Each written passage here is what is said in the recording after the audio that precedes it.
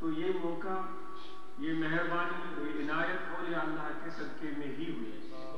برے صغیر ہند و پاک میں جو بھی دین اسلام کی آمد ہے، اس میں کسی اور کا کوئی دخل نہیں، یہ خالصتاً اولیاء اللہ کی محنتوں کا ثمر ہے، ان کی تبلیغی کاوشوں کا ثمر ہے، ان کے اخلاص کا ثمر ہے، ان کے دین سے محبت کا ثمر ہے، اللہ تعالیٰ کی ذات سے پیار کی علامت ہے۔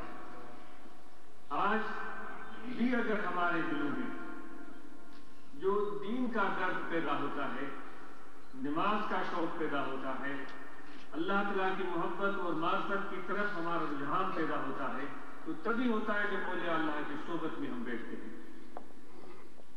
سعدی شیرازی رحمۃ اللہ علیہ فرماتے ہیں کہ میں نے ایک حمام میں لوگوں کو نہاتے ہوئے دیکھا اور وہ اپنے بدن پر مٹی مل رہے تھے۔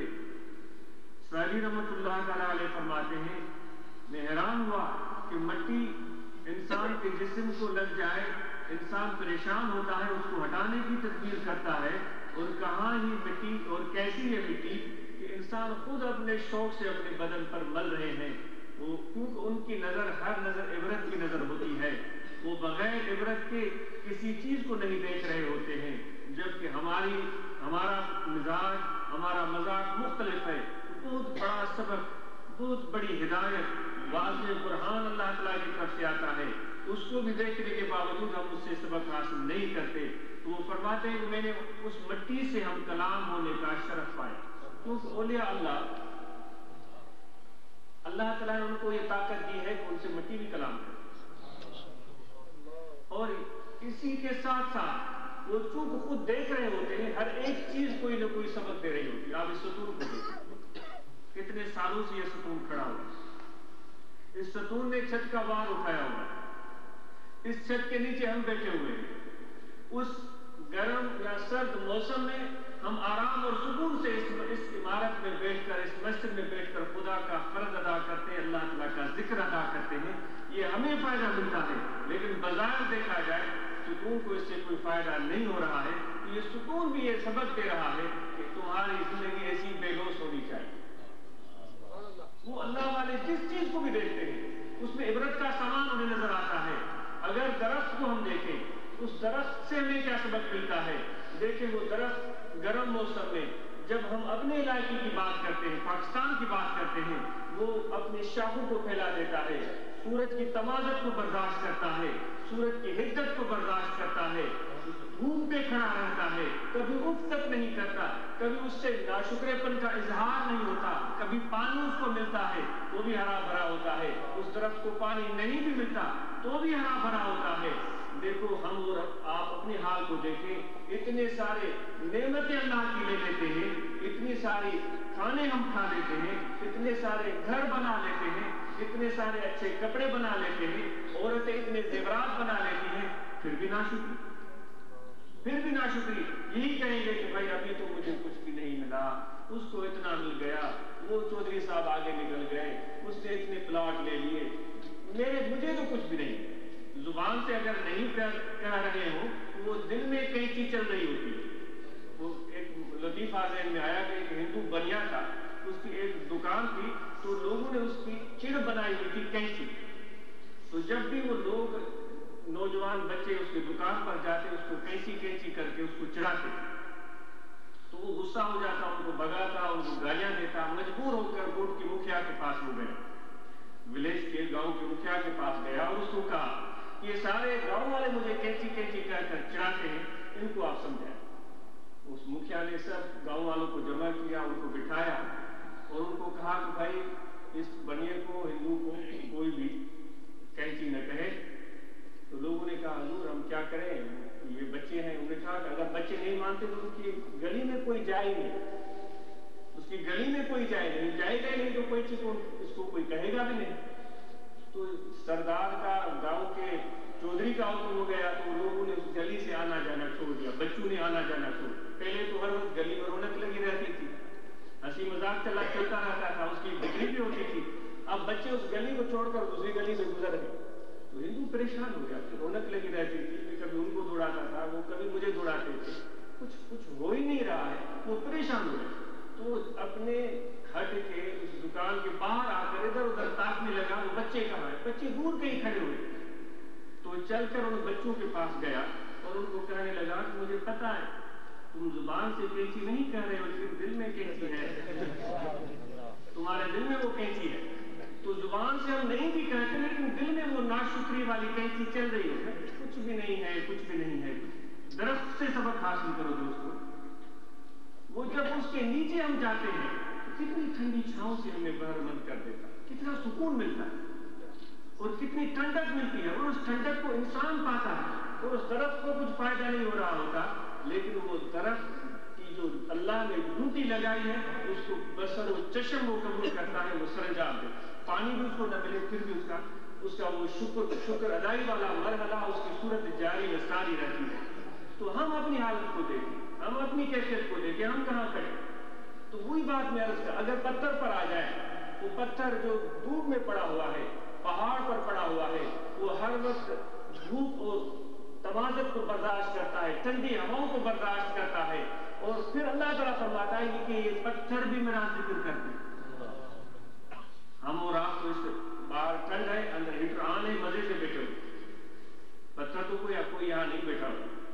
پتھر تو وہی اپنی اس اصلی جگہ پہاڑ پر پڑا ہوا ہے جہاں اس کو ٹھنڈی ہوائیں بھی جھیلنی پڑتی ہیں, گرم ہوائیں بھی جھیلنی پڑتی ہیں, اس کو ہر طرح کی تکلیفیں جھیلنی پڑتی ہیں, لیکن وہاں پڑا ہوا ہے. اور اللہ فرما رہا ہے یسبح لہ ما فی السماوات والارض, جو کچھ آسمان اور زمین کے درمیان میں نے پیدا کیا ہے وہ سب میری تسبیح کرتا ہے. وہ پتھر بھی تسبیح کر رہا ہے. وہ کہتا ہے کہ میں اگر دھوپ میں پڑا ہوا ہوں تو کچھ بھی مجھے فکر نہیں ہے, کیونکہ مجھے اللہ نے یہاں رکھ دیا ہے تو میں یہیں پر ٹھیک ہوں اور یہیں میں خوش ہوں. اور اس حال میں وہ اللہ کی تسبیح بیان کر رہا ہوتا ہے. انسان کو تجھے اللہ نے اپنے ارادے سے اور طاقت سے نوازا ہے اور اپنی مرضی سے دھوپ کا بھی بندوبست کرتا ہے, سردی کا بھی بندوبست کرتا ہے, گرمی کا بھی بندوبست کرتا ہے, لیکن اس کے باوجود ہم کس قدر ناشکر ہیں. میں عرض کر رہا تھا کہ عبرت کی نظر اگر ہو تو ایک ایک چیز ہمیں خدا کی طرف لے جائے. پتھر جیسی بے جان چیز پر بھی اگر غور کرو تو وہ بھی ہمیں دعوت فکر دے رہا ہے, وہ بھی ہمیں اللہ کی طرف بلا رہا ہے, وہ اپنے حالت ذات سے ہمیں خدا کی عرفان اور خدا کے وجود کا سبق دے رہا ہے. اگر کسی کی عبرت کی نگاہ ہی نہیں ہے تو اس کا کیا کیا. وہ سعدی کی عبرت کی نگاہ تھی, وہ مٹی سے ہم کلام ہو رہے تھے اور مٹی اس کو کہہ رہی تھی کہ حضور آپ پریشان نہ ہو, میں وہی مٹی ہوں جو باہر پڑی رہتی ہے, جو پاؤں تلے رو دی جاتی ہے. بس فرق صرف یہ ہوا ہے مجھ میں اور عام مٹی میں یہ فرق پیدا ہوا ہے کہ جو میں مٹی ہوں مجھے پھول نے چند دنوں کے لیے اپنی صحبت میں قبول کر لیا. یہ شرف مجھے پھول نے عطا کیا اور مجھے اپنے قریب کر دیا, اور اتنی خوشبوئیں اور اتنی تمازت اور اتنی حسین اور جمیل ہونے کے باوجود مجھ جیسی مٹی کو قریب رہنے کا موقع دیا اور مجھ میں وہ رچ بس گیا وہ پھول. تو اس پھول کی وجہ سے میرے اندر خوشبوئیں پیدا ہو گئی ہیں. اب جو لوگوں نے مجھے اپنے بدن پر ملنا شروع کیا ہے تو یہ کرم جو ہوا ہے وہ پھول کی وجہ سے. یہ عزت جو ملی ہے اس پھول کی وجہ سے ملی ہے, یہ عزت جو ملی ہے اس خوشبو کی وجہ سے ملی ہے. وگر نامن ہوا خاکم کے ہستم, وگر نہ تو میں وہی مٹی ہوں جو عام مٹی ہوتی ہے جس سے ہر کوئی بچنے کی کوشش کرتا ہے. تو اولیاء اللہ کی ہر نظر عبرت کی نظر ہوتی ہے, اور ہم اور آپ جو بھی کرتے ہیں وہ غفلت سے کرتے ہیں, وہ جو بھی کرتے ہیں وہ حضور دل سے اور توجہ سے کرتے ہیں. حتیٰ کہ نماز کو بھی دیا جائے تو نماز میں بھی ہم اور آپ کی نماز میں یہ فرق ہے کہ خواجہ ثناء اللہ پانی پتی رحمۃ اللہ علیہ فرماتے ہیں کہ ایک اہل دل جس کے دل میں اللہ کی محبت ہے, جس کے دل میں اللہ تعالیٰ کی خشیت ہے, جب وہ نماز ادا کرتا ہے تو اس کی نماز اور ہماری نماز میں یہ فرق ہے کہ یک رکعت ہو بلک رکعت می رسالہ, اس اللہ والے کی ایک رکعت کو لاکھ رکعت کے برابر پہنچا دیتے ہیں. فرق کیا ہے؟ تو وہ محبت سے کر رہا ہوتا ہے, وہ عشق سے کر رہا ہوتا ہے, وہ خلوص سے کر رہا ہوتا ہے, اس کے رگ و پے میں خدا کی محبت سرایت کر چکی ہوئی ہے. وہ جب نماز پڑھتا ہے تو خشیت الہی سے اس کی جلد کے بال کھڑے ہو جاتے ہیں, اس کے روئے کھڑے ہو جاتے ہیں, اس کے اندر خشیت الہی کی وجہ سے کپ کپی تاری ہو جاتی ہے, اس کے دل میں لرزہ پیدا ہوتا ہے, اس کا بدن کانپتا ہے. وَأَمَّا مَنْ خَافَ مَقَامَ رَبِّهِ وَنَهَى النَّفْسَ عَنِ الْهَوَىٰ فَإِنَّ الْجَنَّةَ هِيَ الْمَأْوَىٰ. وہ خدا اللہ کے سامنے پیش ہونے والے دن کی یاد اس کے دل میں آ جائے، اللہ کے حضور مجھے پیش ہونا ہے۔ حضرت امام جعفر صادق رضی اللہ تعالیٰ ولیوں کے اگر سردار کہلوائیں گے تو اہل بیت، ائمہ کرام، سب اولیاء کے سردار، ان سے بڑھ کر کوئی صاحب ولایت نہیں، سب اولیاء کو انہی سے فیض ملا۔ تو حضرت امام جعفر صادق رضی اللہ تعالیٰ عنہ، ان کی خدمت میں حضرت داؤد طائی رحمۃ اللہ تعالیٰ علیہ بڑے اہل تصوف، زاہد اور پرہیزگار صاحب، انہوں نے آ کر عرض کیا کہ حضرت مجھے نصیحت فرمائیں۔ حضرت امام جعفر صادق رضی اللہ تعالیٰ نے فرمایا کہ داؤد، اس کا تخلص جو تھا وہ اس نام سے اس کو یاد کیا، تمہارا زہد تو پوری دنیا میں مشہور ہے، سب لوگ تجھے بڑا زاہد اور صوفی سمجھتے ہیں، میں تمہیں کیا نصیحت کروں، مجھے کیا حق پہنچتا ہے تجھے نصیحت کروں؟ اس نے کہا کہ آپ اہل بیت ہیں، آپ نواسے رسول ہیں، آپ سے نصیحت نہیں ملے گی تو اور کہاں سے مجھے نصیحت ملے گی؟ حضور مجھے نصیحت فرمائے۔ تو امام جعفر صادق رضی اللہ تعالیٰ نے فرمایا کہ داؤد، میں تمہیں نصیحت کروں اس سے پہلے میں اپنے حال کو تو دیکھوں، مجھے خوف محسوس ہو رہا ہے، مجھے ڈر محسوس ہو رہا ہے کہ قیامت کے دن محشر کے میدان میں جب اللہ کی طرف سے بلاوا ہوگا کہ آ جاؤ میری بارگاہ میں اور پیش کرو اپنے نام اعمال، تم نے کیا کیا تھا زندگی میں، اچھے کام کیے تھے یا اچھے کام نہیں کیے تھے، تو ایسے موقع پر میرے نانا جان میرا پلو پکڑ لیں اور مجھے کہیں کہ جعفر، جو تمہیں میرا پیغام ملا تھا، جو تمہیں میری ہدایت ملی تھی، جو تمہیں میری نصیحت ملی تھی، کیا تم نے اس پر عمل کیا؟ وہ کہتے ہیں کہ میں سوچتا ہوں کہ مجھے شرمندگی ہوگی، میں شرمسار ہو جاؤں، میں کیا ان کو جواب دوں گا؟ کہ وہ لمحہ میرے سامنے ہے، تو میں سب سے پہلے اگر نصیحت کروں تو اپنے آپ کو کروں۔ وہ ان کے سامنے بیٹھے ہوئے ولی وہ کہنے لگے کہ دیکھو، ایک ایسا امام جس کے خمیر کو، جن کی جسم اطہر کی مٹی کو وہ نبی علیہ السلام کے پانی مبارک سے ڈھونڈا گیا، یعنی کہ انہی کے نسب سے، انہی کے نسل سے، انہی کی اولاد میں سے وہ اس قدر ڈرتا ہے قیامت والے دن سے، اللہ کے سامنے پیش ہونے والے دن سے، تو خود کو کہنے لگے کہ تمہیں کتنا ڈرنا چاہیے، تمہارے دل میں کتنی خشیت ہونی چاہیے۔ تو اتنے العظم، اتنے بڑے مقام اور شان والے اللہ والے، ان کے دل میں بھی خشیت الہی اس قدر رہتی تھی، اور مخلوق کو نصیحت کرتے وقت بھی وہ اپنے آپ سے مخاطب ہوتے۔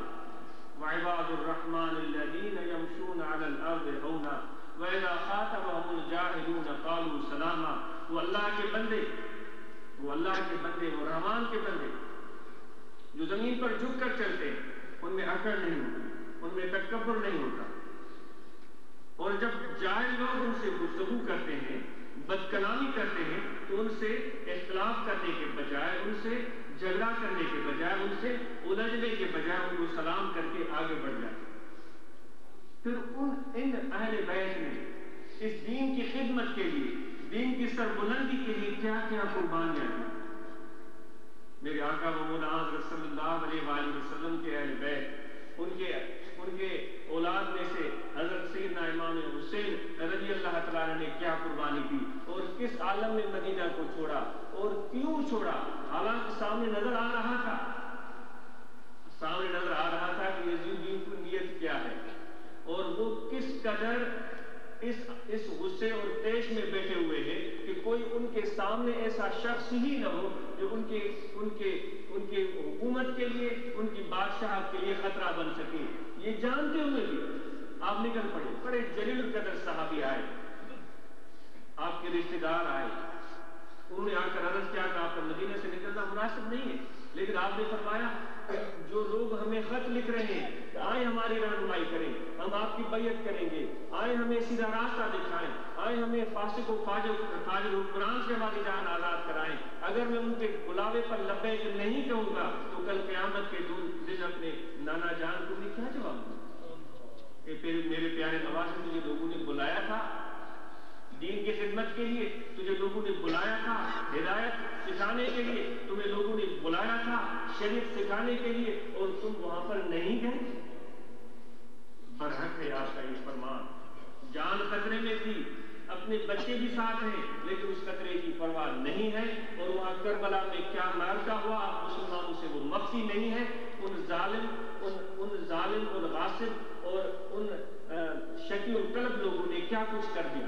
امام زین العابدین جو بیمار تھے، جن کو علی اصغر کہا جاتا ہے، بیمار تھے، اور جب آپ روانہ ہوئے تھے ملک شام کی طرف تو اس عالم میں بٹھائے گئے تھے اتنے شہزادے، اتنے وجیہ، اتنے حسین و جمیل، اتنے نازک اندام، نازک مزاج، نماز رسول، کہ ان جیسا حسین اور جمیل اس وقت کوئی دنیا میں نہیں تھا۔ اس عالم میں کہ اونٹ کی ننگی پیٹھ پر بٹھایا گیا تھا، اور جب شام میں پہنچتے ہیں لوگوں نے پوچھا کہ علی بتاؤ تمہارا وقت کیسا گیا؟ انہوں نے کیا جواب دیا تھا؟ انہوں نے فرمایا کہ دیکھیں ہمارے ساتھ جو کچھ کربلا میں ہوا یہ وہی کچھ عالم تھا جو موسیٰ علیہ السلام کی امت کے ساتھ فرعون نے کیا تھا، کہ ان کے نوجوان بچوں کو، ان کے نوجوانوں کو وہ بے دریغ قتل کر دیتا تھا، اور ان کے عورتوں کو رکھتا تھا تاکہ ان کو اپنا غلام بنا سکے۔ تو وہی حال ہم پر گزرا ہے، لیکن پھر بھی شکر کر رہے تھے، کہ ہم نے جو کچھ کیا ہے ان ظالموں کے سامنے وہ اللہ کے حکم پر، نبی کے حکم پر لبیک کہہ کر کیا ہے، اس کی ہمیں پرواہ نہیں ہے، لیکن ان ظالموں نے کوئی کسر نہیں چھوڑی۔ یہ کس لیے؟ امام حسین رضی اللہ تعالیٰ عنہ نے اپنے بچے قربان کیے تھے کربلا میں، اپنے نوجوان بچوں کے خون کی قربانی دی تھی، اپنے جان کی قربانی دی تھی، اپنے وطن کی قربانی دی تھی، اپنے مال کی قربانی دی تھی، اس لیے کہ دین سر بلند ہو جائے، دین کی کامیابی ہو جائے۔ وہ دین جو حضور نے ہمیں عطا کیا تھا، وہ دین جو حضور نے اپنے ترکے میں چھوڑا تھا، وہ دین جو ہماری رہنمائی کا ذریعہ ہے، اس کی آبیاری کے لیے، اس کی سربلندی کے لیے آپ نے اپنی جان قربان کر کے دکھا۔ اس سے بہتر اور مثال کیا ہو سکتی ہے؟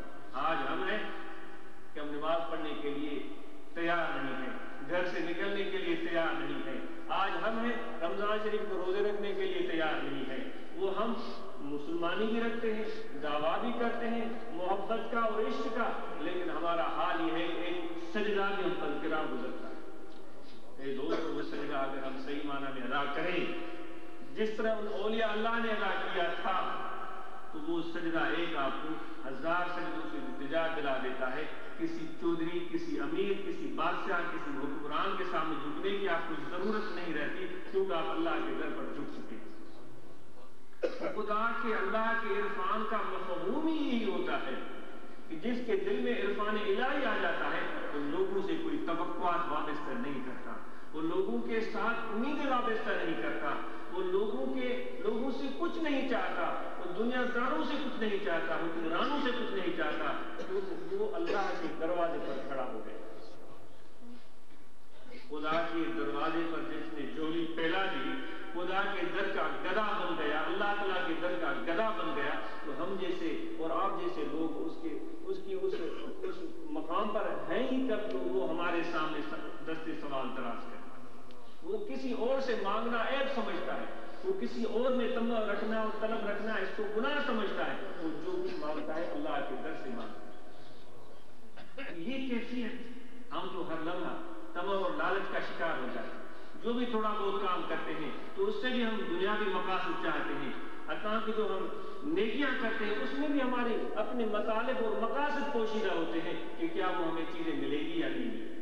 ان اولیاء اللہ کی ان زندگیوں سے ہمیں سبق حاصل کرنا چاہیے، اور ان اولیاء اللہ کو عزتیں بھی وہ اللہ تعالیٰ نے عطا کی۔ وہی امام زین العابدین رضی اللہ تعالیٰ عنہ جب طواف بیت اللہ کے لیے آ رہے تھے، اس سے پہلے ہشام بن عبد الملک جو اس وقت حکمران تھا، بنو امیہ کا ایک مشہور شخص، ان حکمرانوں میں سے مشہور، وہ طواف بیت اللہ کر رہا تھا، فرزدق شاعر وہاں موجود تھا۔ تو وہ جب طواف کر رہا تھا، طواف کرتے کرتے جب اس نے حجر اسود کو بوسہ دینے کا ارادہ کیا تو لوگوں کا ہجوم اس قدر تھا کہ کسی نے اس کی پرواہ نہیں کہ کون ہے، حکمران ہے تو کیا ہوا، اور وہ حجر اسود کو بوسہ نہیں دے سکا، اور ایسے ہی وہ طواف اپنا اس نے جاری۔ اتنے میں اس نے دیکھا ایک نوجوان وجیہ حسین و جمیل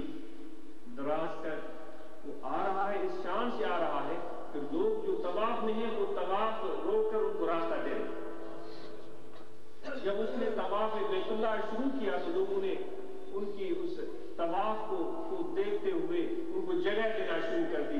جب حجر اسود کے قریب ہوا تو لوگ سارے ایک طرف ہو گئے اور راستہ دے دیا اور اس نے بڑے آرام اور سکون سے حجر اسود کو بوسا.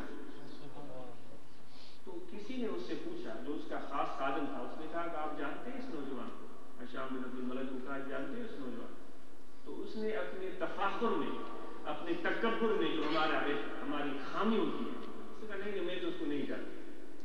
تو شاید فرزدق وہاں کھڑا تھا, اس کو یہ بات بہت بری لگی. امام زین العابدین حضور کا نواسا, حضور کے نسب میں سے, اس کے بارے میں یہ حکمران یہ شاعر ایسے کہ اس نے لمبا شعر تھا, وہ پڑھنے کے قابل. وہ شعر کشف المحجوب میں حضرت داتا غنی بخش رحمۃ اللہ علیہ نے بھی نقل کیا.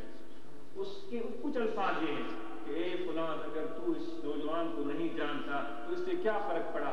اس کو تو عرب بھی جانتا ہے, اس کو عجم بھی جانتا ہے, اس کو مشرق والے بھی جانتے ہیں, اس کو مغرب والے بھی جانتے ہیں, اس کو شمال والے بھی جانتے ہیں, اس کو جنوب والے بھی جانتے ہیں. یہ تو وہ ذات ہے کہ جب بارش برسنا بند ہو جاتی ہے, لوگ قحط سالی کا شکار ہو جاتے ہیں, تو ان کی دامن رحمت کو تھام کر دعائیں کرتے ہیں تو بارش برستی ہے. یہ وہ ہے, یہ وہ نوجوان ہے کہ جب کسی کو دعا قبول کروانی ہو تو ان کے تصدق سے ہاتھ دعا کے لیے اٹھاتا ہے, اللہ اس کے ہاتھ رد نہیں کرتا. اگر تو اس کو نہیں جانتا تو اس سے کیا فرق پڑتا؟ تو اتنا بادشاہ کو غصہ آیا اس شاعر پر, اس کو قید کر دیا. اور امام زین العابدین رضی اللہ تعالیٰ عنہ کو جب یہ علم ہوا تو انہوں نے اپنی طرف سے ان کو 1000 درہم بھیجے, جو اس کی محبت و عشق اور اس کی پیار کو محسوس کیا, ان کو دعائیں دی. تو فرزدق نے کیا کیا؟ اس نے عرض کیا کہ حضور میں نے ساری زندگی بادشاہوں کی ثناخوانی کی ہے اور وہ سب جھوٹ اور مبالغہ آ رہے ہیں, اس وقت کچھ بھی نہیں تھا. ان کی جھوٹی تعریفیں کی ہیں اور اس کے بدلے مجھے پیسے ملتے رہے ہیں. اگر آج میں نے آپ کی ثناخوانی کی ہے, میں نے اہل بیت کی ثناخوانی کی ہے, میں نے نواز رسول کی ثناخوانی کی ہے اور میں نے سچ بولا, اس میں کوئی جھوٹ نہیں, اس میں کوئی مبالغہ نہیں ہے, تو مجھے اس کے عوض پیسوں کی ضرورت نہیں ہے. امام زین العابدین رضی اللہ تعالیٰ عنہ نے اس کو جواب دیا تھا کہ ہمارے دربار سے جب کوئی کسی کو چیز دے دی جاتی ہے تو واپس نہیں لی جاتی. یہ تمہارے لیے دعا ہے, یہ تمہارے لیے برکت ہے, یہ تمہارے لیے خوشی اور مسرت ہے, تم اس کو اپنے پاس رکھ. تو میرے دوستوں, حکمرانوں کی حکمرانی بھی ان کے سامنے تھی جب وہ اپنے حکومت کے مالک تھے, لیکن لوگوں کی دلوں میں وہ محبت نہیں پیدا کر سکے جو اللہ سے پیار کرتے ہیں, جو اللہ تعالیٰ سے محبت کرتے ہیں, جو اللہ تعالیٰ کا ذکر کرتے ہیں. ان کی محبت کے لیے کسی ایڈورٹائزمنٹ کی ضرورت نہیں, کسی ریڈیو ٹیلی ویژن کو پیسے دے کر ان کی شہرت عام کروانے کی ضرورت نہیں ہوتی, کیونکہ ان اللہ والوں کی محبت کو عام کرنے والا خود اللہ ہوتا ہے. ان الذین آمنوا وعملوا الصالحات سیجعل لهم الرحمن ودا, بے شک جو ایمان لے آئے اور انہوں نے نیک عمل کیے ہیں, اللہ تعالیٰ فرماتا ہے میں اللہ ان کی محبت لوگوں کی دلوں میں, ہر مخلوق کی دلوں میں ڈال دیتا ہوں. میرے آقا مولانا صلی اللہ علیہ وسلم فرماتے ہیں کہ یہ وہ اولیاء اللہ ہیں, یہ وہ اولیاء اللہ ہیں جن کی دلوں میں خدا کی محبت آ جاتی ہے. ان کے لیے انسان تو دعائیں کرتے ہیں بلکہ جانور بھی دعائیں کرتے ہیں. حضور نے فرمایا ان کو جانور تو جانتے ہیں بلکہ سمندر میں رہنے والی مچھلیاں وہ بھی ان کو جانتی ہیں, اور سمندر میں رہنے والی مچھلیاں ان کی بلندی درجات کے لیے دعائیں کرتی ہیں. اور یہ اولیاء اللہ وہ ہیں کہ اگر کسی درخت کے قریب سے گزر جائیں تو وہ درخت بھی ان کو جانتا ہے, وہ درخت بھی ان کو سلام کرتا ہے. یہ وہ اولیاء اللہ ہے, کسی پہاڑی کے قریب سے گزر جائیں تو اس پہاڑی کو دیگر پہاڑیاں مبارکیں دیتی ہیں کہ تیرا کتنا بڑا شان ہے, خدا کا دوست, اللہ کا ولی جو اللہ سے پیار کرنے والا, اللہ اس سے پیار کرتا ہے, تیرے قریب سے گزرا, اس پر جو رحمت برس رہی تھی اس میں سے تجھے بھی حصہ ملا. جس خطے زمین پر وہ اللہ والا بیٹھتا ہے اس خطے زمین کو فخر محسوس ہوتا ہے. اس فخر کی وجہ سے باقی خطے رشک کرتے ہیں کہ اس خطے زمین پر اللہ والا بیٹھا, کاش یہ شرف ہمیں ملتا.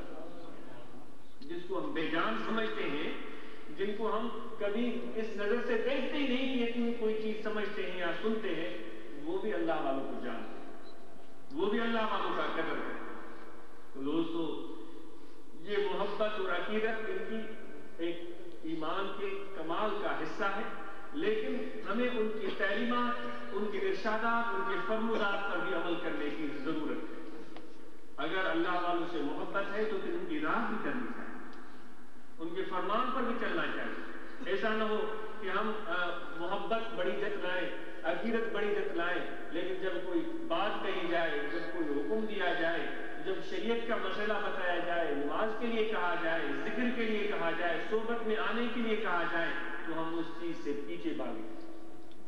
وہ کہتے ہیں، ہمارے سندھی لوگ بیان کرتے ہیں کہ پیر صاحب، رسمی پیر صاحب اپنے مرید کے پاس چل کر آئے تھے گھوڑے پر چڑھ کر، تو اس نے مرید نے جب دور سے دیکھا تو وہ گھر سے ہی جیسے نکلا، سائیں کو آتے ہوئے دیکھا تو اس نے کہا قربان قربان قربان، ایسے ایسے کرنے لگا۔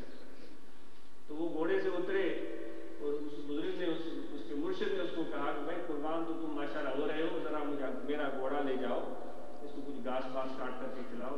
اس نے کہا صحیح، آپ کے قدموں پر قربان، گھوڑے کے گھاس کا بندوبست خود کرنا ہے۔ اس نے کہا عجیب آدمی ہے بھائی، یہ کہہ بھی رہا ہے قربان قربان، قدموں پہ قربان۔ پھر کہا بھائی میں تھکا ہوا ہوں، کوئی چارپائی لاؤ، تھوڑا آرام کروں، میرے پاؤں دباؤ۔ اس نے کہا نہیں، ہوں آپ کا غلام، ہوں قدموں پہ قربان، لیکن چارپائی کا کام مجھ سے نہیں کرتا۔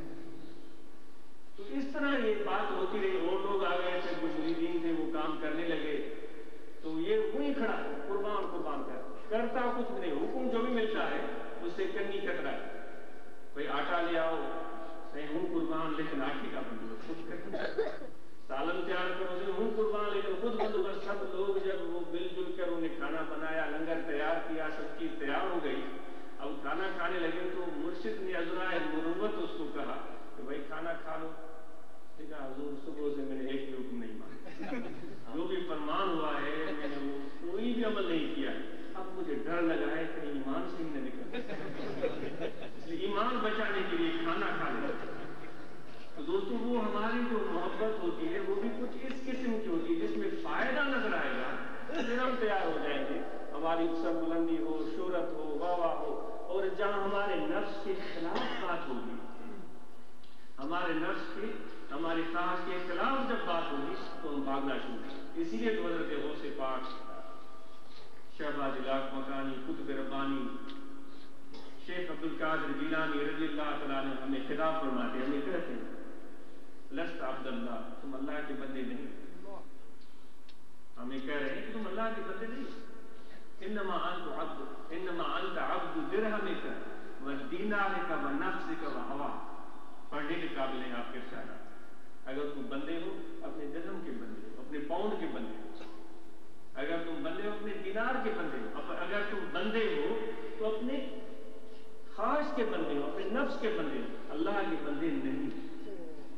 ہم اور آپ سمجھتے ہیں بندگی کتنی بڑی معنی رکھتی ہے۔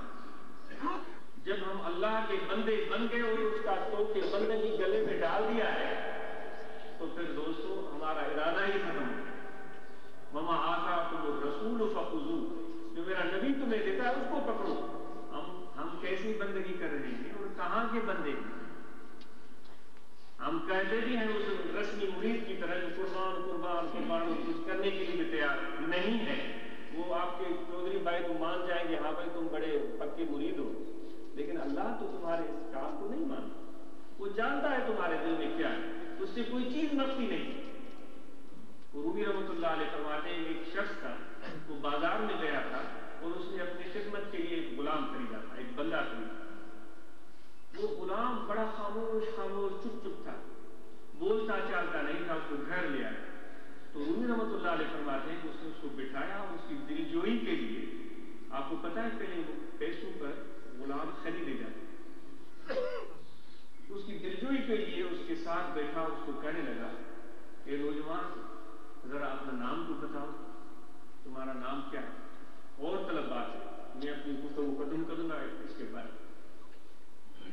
اس نے خاموشی توڑی، اپنی آنکھیں اٹھائی اور اس نے کہا، اس نے کیا جواب دیا؟ اس نے کہا میرے آقا جس نام سے تم پکارے۔ اس کو عجیب لگا کہ بھائی یہ کیا کر رہا ہے، کیا کر رہا ہے۔ پھر تھوڑی دیر کے بعد اس کو کہا کہ جوان نام تو نے نہیں بتایا، بھلا یہ بتاؤ کہ تمہیں کھانا کیسا پسند ہے، آج وہ میں تجھے کھلاؤں۔ اس نے پھر اپنا چپ کو ختم کیا، پھر آنکھیں اٹھائی اور ہاتھ باندھے اس نے کہا میرے آقا جو تم کھلاؤ گے وہ مجھے پسند ہے۔ پھر اس نے کہا کافی دیر کے بعد اچھا چلو بتاؤ کس رنگ کے کپڑے تمہیں چاہیے؟ تو پھر اس نے یہ جواب دیا میرے آقا جس رنگ کے کپڑے تم پہناؤ۔ تو اب اس آقا کو بتا دیا کم وقت تمہاری حیثیت ہی کیا ہے؟ کہ تم غلام ہو، میں تمہیں خرید کر لایا ہوں، میرا احسان ہے کہ میں تجھ سے پوچھتا ہوں اور تم مجھے ایسے جواب دیتے ہو؟ اپنے اوقات کو سمجھو، اپنے حد میں رہو۔ اس نے عرض کیا کہ میرے آقا میں اپنے حد میں ہوں، میں اپنے اوقات کو سمجھتا ہوں، اگر میں اپنا نام اپنی مرضی سے رکھوں تو پھر میں بندہ کیسا ہوں؟ میں تو بندہ بنا ہی نہیں، آپ مجھے خرید کر لائے۔ اگر میں اپنی مرضی سے کھانا چاہوں اور آپ کو فرمائش کروں کہ مجھے فلاں کھانا دے دو تو میرے آقا پھر میں کیسا بندہ ہوں؟ پھر تمہیں بندگی کے حدود سے باہر نکل گئے۔ میں اپنے حدود میں رہنا چاہتا ہوں۔ اے میرے آقا کپڑے میں اگر اپنی مرضی کے پہننا شروع کر دوں پھر میں غلام کیسا ہوں؟ تو میرا آقا مجھے کپڑے پہنائے گا وہی مجھے منظور ہے۔ تو وہ آقا بھی سمجھدار تھا، اس کی آنکھوں میں آنسو آ گئے۔ رومی رحمۃ اللہ علیہ فرماتا ہے اس کی آنکھوں میں آنسو آ گئے اور رونے لگا اور اس کا توجہ اللہ کی طرف ہو گیا۔ اے میرے رب العالمین اس کا بھی آقا تو ہے، میرا بھی آقا تو ہے۔ میں نے تو اس کی خدمات چند سکوں کے عوض خریدی ہیں، لیکن اس کے باوجود اتنا اس کا احساس ہے کہ وہ میرا اتنا خیال رکھتا ہے کہ اپنی مرضی اس نے ختم کر دی ہے۔ میں نے اس کو پیدا نہیں کیا، میں اس کو رزق نہیں دیتا ہوں، پیدا اس کو بھی تو نے کیا ہے، مجھ کو بھی تو نے کیا ہے، لیکن اس کے باوجود چند رکوع کے بعد میں نے اس کی خدمات خریدی ہے تو وہ اس قدر اپنی بندگی کا خیال رکھ رہا ہے تو میرے حال پر تو نے اتنی نعمتیں دی، مجھے اپنا بندہ بھی بنایا، انعامات بھی دیے، لیکن میں نے کبھی یہ نہیں سوچا کہ میرے رب تو کیا چاہتا ہے، تو کس رنگ میں مجھے دیکھنا چاہتا ہے، تو کہاں مجھے دیکھنا چاہتا ہے اور کہاں مجھے نہیں دیکھنا چاہتا ہے وہ میرے حال پر وہ زاروں کرتا اور رونے لگا۔ تو دوستو واقعی اگر تم اور ہم اللہ کے بندے ہیں تو پھر ہمارے دل میں یہ احساس ہونا چاہیے کہ ہمارا جو آقا ہے وہ کیا چاہتا ہے، ہمارا نام بھی ہوئی ہو، ہمارا کام بھی ہوئی ہو، ہماری مرضی بھی ہوئی ہو، جو حکم ہو جائے اس کے لیے ہم تیار ہیں۔ یہ ذکر کرنے سے دل کی آنکھیں کھلتی ہیں دوستو۔ ہمارا دل اندھا ہے، ہمارا دل مردہ ہے، ہمارا دل غافل ہے، اس لیے اس چیز کو سمجھتے نہیں۔ امام غزالی رحمۃ اللہ علیہ فرماتے ہیں ما من رجل الا وله اربعۃ عائل، احیاء العلوم میں فرماتے ہیں عینان فی رأسہ تنظر بها امور الدنیا وعینان فی قلبہ ينظر بها امور الآخرہ۔ فرماتے ہیں ہر شخص کو چار آنکھیں ہوتی ہیں، دو آنکھیں سر میں ہوتی ہیں جس سے وہ دنیاوی کام دیکھتا ہے، اور دو آنکھیں اس کے دل میں ہوتی ہیں جس سے وہ آخرت کے کاموں کو دیکھتا ہے۔ ہمارے دل کی آنکھیں چونکہ اندھی ہے اس لیے آخری آخرت کے کاموں کی طرف ہمارا توجہ ہی نہیں۔ حضرت غوث اعظم رضی اللہ تعالیٰ عنہ فرماتے ہیں اے باطن کے اندھے، ان کے الفاظ ان کا ترجمہ میں بیان کرتے ہیں، اے باطن کے اندھے آخری اندھاپن کب تک چلے گا؟ ان کے الفاظ ہیں اے باطن کے اندھے متى هذا العامہ، کب تک یہ اندھاپن چلے گا؟ فرماتے ہیں کہ تو نہیں علاج کرواتا اپنے اندھے پن کا، جا ان لوگوں کے پاس جن کے پاس تیری اس درد کی دوا ہے، جو تمہیں اس علاج دے اور تمہارے آنکھوں کی بینائی کو بحال کریں۔ وہ فرماتے ہیں کہ جاؤ ان سالین کے پاس، ان سے دوائیوں کا خذ منہ واستعملہ، اس کو استعمال کر۔ پھر یہاں یہ بھی فرماتے ہیں کہ صرف تم خود ہی نہ جاؤ بلکہ اپنے بچوں کو بھی لے جاؤ، اپنے بچوں کو بھی لے جاؤ۔ لفظ فرماتے ہیں کہ اس کے دروازے کی چوکٹ کو اپنا سرانہ بنا، جب تک تم اس کی کڑوی دوا پر یعنی اس کے ڈانٹ ڈپٹ پر صبر نہیں کرو گے، اس میں اپنی فلاح نہیں سمجھو گے تو تم اس بیماری سے نجات نہیں پا سکتے۔ تو اولیاء اللہ جو ہمیں حکم دے رہے ہیں وہ ہمارے نفس کو دیکھ رہے ہیں کہ کتنا سرکش ہے، کتنا ضدی ہے، کس قدر اس کی اپنے ذات پر نظر ہے کہ وہ ہر وقت چاہتا ہے کہ میں ہوں، مجھ سے بہتر کچھ بھی نہیں۔ وہ گیدڑ ہوتے ہیں، ہمارے دیہات میں بھی ہوتے تھے، اب کم ہو گئے ہیں، وہ گیدڑ ہوتے ہیں تو وہ شام کو وہ نکل کر وہ اپنی آواز نکالتے ہیں، وہ آواز کچھ اس انداز میں ہوتی ہے، وہ دانا کہتے ہیں، وہ کہتے ہیں میں وہ میں، ایک گیدڑ کرتا ہے ویسے آواز تو کچھ اور ہوتی ہے، میں وہ، دوسرا گیدڑ سنتا ہے وہ کہتا ہے تو کون، میں وہ میں، جو آتا ہے تو کون، میں وہ میں، ہر طرف سے میں وہ میں کی آوازیں شروع ہوتی ہیں۔ تو دوست کیا ہمارا وہ حال نہیں کہ خدا پر نظر نہیں ہے، آقا انعامدار صلی اللہ علیہ وسلم کی بارگاہ رسالت صلی اللہ علیہ وسلم پر نظر نہیں ہے، ہمارے اپنی ذات پر نہیں۔ تو ذکر کی کثرت کریں. ذکر کیسے ہوگا؟ یہاں دل ہے، اس دل میں ذکر، اس میں ذات کا خیال رکھیں. انشاءاللہ اس سے بے فائدہ اور برکتیں ملیں گی، اور اللہ والوں کی صحبت کو اختیار کریں کہ یہی وہ معالج روحانی ہے، اور یہی وہ معالج ہے جو ہمارے دل کا علاج کرتے ہیں. اس کے بغیر وہ کوئی چارہ کار نہیں ہے. ذکر قلبی کیسے ہوتا ہے؟ یہاں دل میں توجہ رہے، کھڑے بیٹھے لیٹے سوئے جاگے، وضو ہو یا نہ ہو، سانس آتا جاتا رہے، توجہ ہر وقت رہے، خیال رہے کہ دل ذکر کر رہا ہے اللہ اللہ اللہ اللہ اللہ. 1 مرتبہ اللہ کا نام دل سے پکارو، 70 مرتبہ اللہ تعالیٰ کو یاد کرو. وضو کا شرط نہیں ہے، وضو ہو تب بھی ذکر کر سکتے ہیں، وضو نہ ہو تب بھی ذکر کر سکتے ہیں، مسجد میں ہو تب بھی ذکر کر سکتے ہیں، مسجد سے باہر ہو تب بھی ذکر کر سکتے ہیں. وَإِذَا قَضَيْتُمُ الصَّلَاةَ فَاذْكُرُوا اللَّهَ قِيَامًا وَقُعُودًا وَعَلَىٰ جُنُوبِكُمْ. ارشاد ربانی، نماز جب ادا کر لو تو بس اللہ کا ذکر کرو، کھڑے ہوئے ہو تب بھی، بیٹھے ہوئے ہو تب بھی، لیٹے ہوئے ہو تب بھی، تینوں حالتوں میں تو ذکر کرتے رہو. اور ذکر انشاءاللہ یہ دل کو روشن اور منور کرے گا. اور مراقبہ کریں، کچھ ٹائم بیٹھ جائیں، دنیا میں معافیا کو، سب کاموں کو بھول جائیں، ہر فکر کو بھول جائیں، ایک اللہ تعالیٰ کی ذات پاک کو موجود سمجھیں اور اپنے دل کی طرف رخ کریں کہ دل میں اللہ کا ذکر ہو رہا ہے. اور آقا نامدار احمد صلی اللہ علیہ وسلم کے فیض کا انتظار کریں کہ وہ مرشد کامل کے سینے سے فیض محمدی قلم میں آ رہا ہے. یہ مراقبہ بے حد مفید، اور اس مراقبے سے اس طرح بیٹری چارج ہوتی ہے دل کی. آپ صبح نکلتے ہیں موبائل کا بیٹری چارج کرتے ہیں، پھر سارا دن اس سے کام لیتے رہتے ہیں. تو مراقبہ جو کرتے ہیں اس کی روحانی بیٹری ایسی چارج ہو جاتی ہے، پورا دن اس کا یاد الہی بس. مراقبہ ضرور چاہیے، سب کام بھلا دیں، ایک اللہ سے لو لگا لیں اور ذکر اللہ کا کریں. چارپائی پر ہوں، اپنی کرسی پر ہوں یا زمین پر، اور شریعت پر عمل کریں. شریعت کے جو احکامات ہیں وہ علماء سے سیکھیں، اہل علم سے سیکھیں. علم سیکھنا ہر مرد عورت پر یکساں فرض ہے. یہی پیغام مردوں کے لیے اور یہی پیغام خواتین کے لیے بھی ہے. اللہ ایک نیک بندی آپ بھی ذکر کریں، اور ذکر جو ہے اللہ تعالیٰ کا بڑا عظیم ذکر ہے. وَلَذِكْرُ اللَّهِ أَكْبَرُ، اللہ کا ذکر سب چیزوں سے بڑھ کر ہے. تو جب آپ ذکر کریں گے تو انشاءاللہ آپ کی نماز بھی جو ہے وہ معراج بن جائے گی. آپ کھڑے ہوئے، اے اللہ کی نیک بندیاں خواتین، تم مصلی پر ہوگی، اور لیکن تمہارا دل جو ہے وہ اللہ کے قدموں میں، اور تمہارا دل جو ہے اللہ کا مشاہدہ کر رہا ہے. حضرت بختیار کاکی رحمۃ اللہ علیہ کو کسی عالم نے آ کر کہا تھا، حضور میری کتاب آپ نے پڑھی ہے؟ میں نے اتنی بڑی کتاب نماز پر لکھی ہے.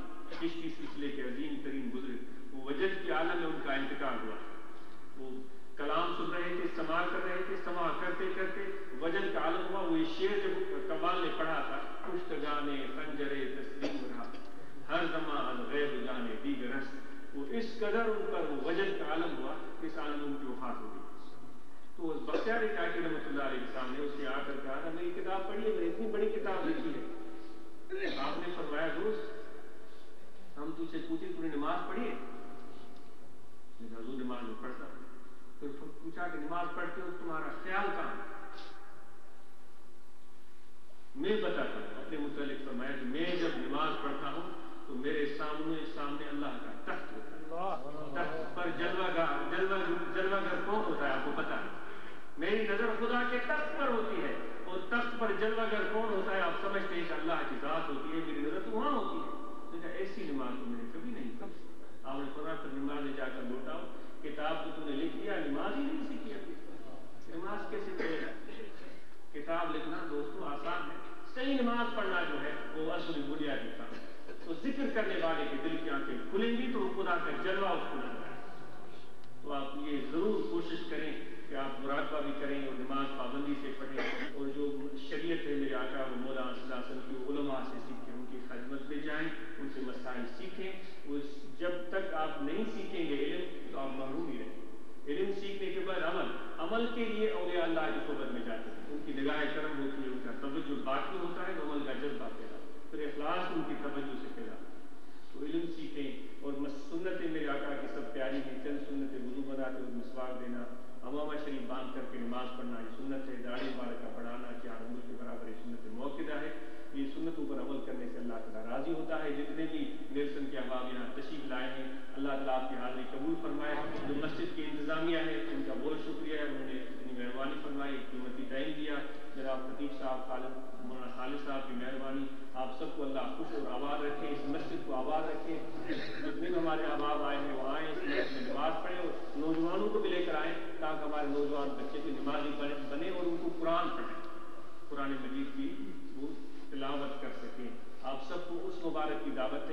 22-23 نومبر کو درگاہ اللہ با شریف انڈیارو میں اس مبارک ہوگا. آپ سب حضرات کو دلی دعوت ہے، برائے کرم تشریف لائیں اور ہمیں خدمت کا موقع دیں اور ہم آپ کا وہاں انتظار کریں گے.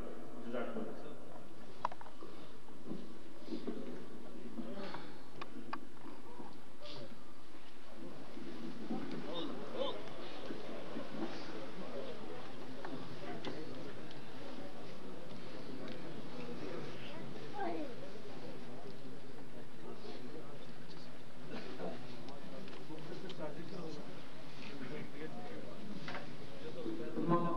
جو سب سے پہلے تشریف رکھیں، ذکر ہوگا اور تمام احباب ذکر میں بھی شرکت کریں.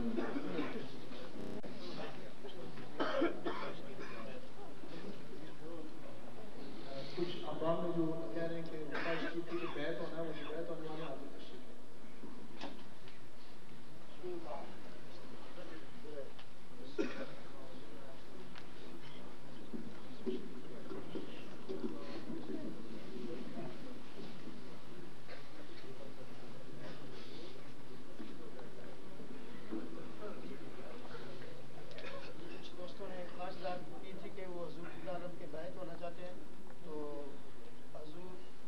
سب کا قریب ہونا تو مشکل ہے، تو اس لیے حضور کا طریقہ ہے وہ بولے اللہ کا کہ وہ ایک کپڑے کو ہاتھ میں رکھتے ہیں، جو قریب والے وہ کپڑا پکڑ لیتے ہیں تو دور والے ایک دوسرے کے کندھے پر ہاتھ رکھتے ہیں.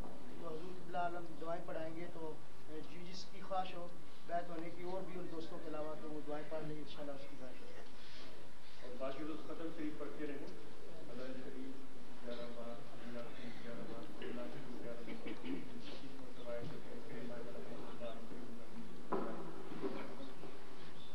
دعائیں پڑھی جا رہی ہیں. بسم اللہ الرحمن الرحیم. آمنت باللہ وملائکتہ وکتبہ ورسلہ والیوم الآخر والقدر خیرہ وشرہ من اللہ تعالی والبعث بعد الموت. أشهد أن لا إله إلا الله وحده لا شريك له وأشهد أن محمدا عبده ورسوله. أستغفر الله تعالى ربي من كل ذنب وأتوب إليه. وآخر دعوانا الحمد لله رب العالمين. اللهم صل على سيدنا ومولانا محمد وعلى آله وصحبه أجمعين. اللهم ربنا آتنا من لدنك رحمة وهيئ لنا من أمرنا رشدا. اللهم ربنا آتنا في الدنيا حسنة وفي الآخرة حسنة وقنا عذاب النار. صلى الله تعالى على سيدنا ومولانا محمد وعلى آله.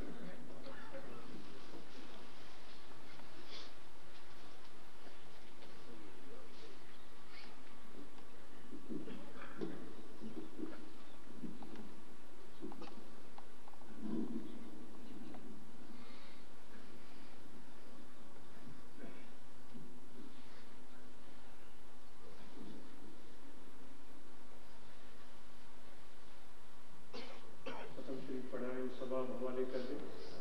الحمد للہ. اللہم صلی علی